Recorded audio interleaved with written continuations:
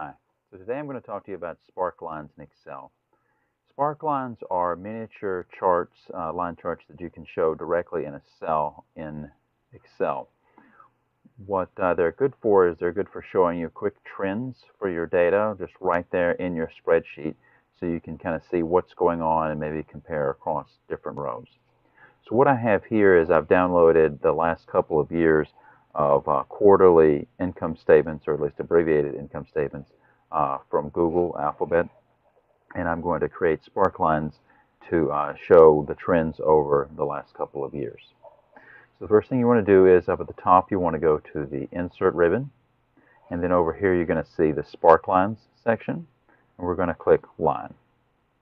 What you'll see here is a pop-up looking for two inputs. The first is the data range. So this is the row that you want to have in the chart. So we're going to start with the revenue line. So just click this button here, and then you select across the row that you want to show.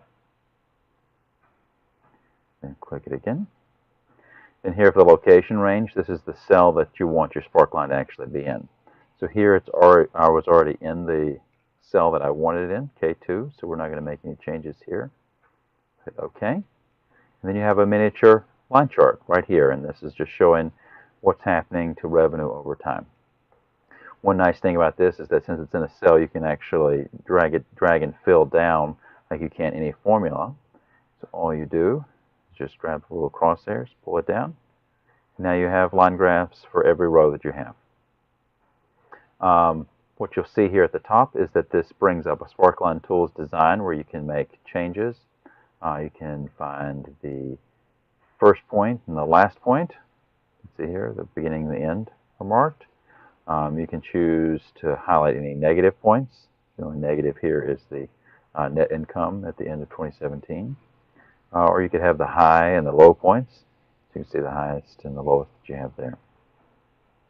You can make all sorts of other changes like the color and the color of the marker, the line, color of the marker. Also here, since you have a group of them, you can change the axis.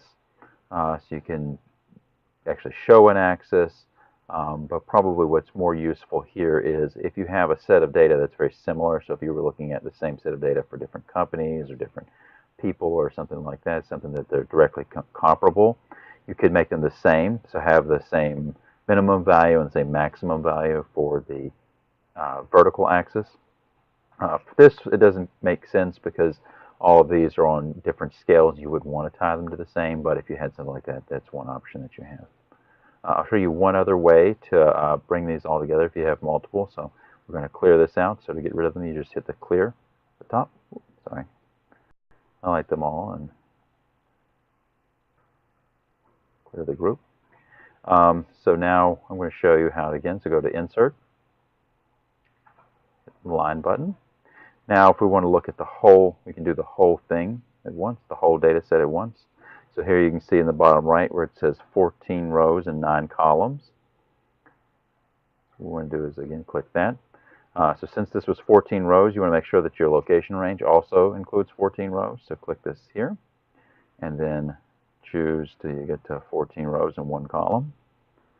Hit it again, and then we have the same thing. It's the same effect. So you can either make one and drag it down or do the whole group at once. So I hope you find this helpful. I think that it's a great way to bring some quick analysis and quick visualization to your charts. Thanks.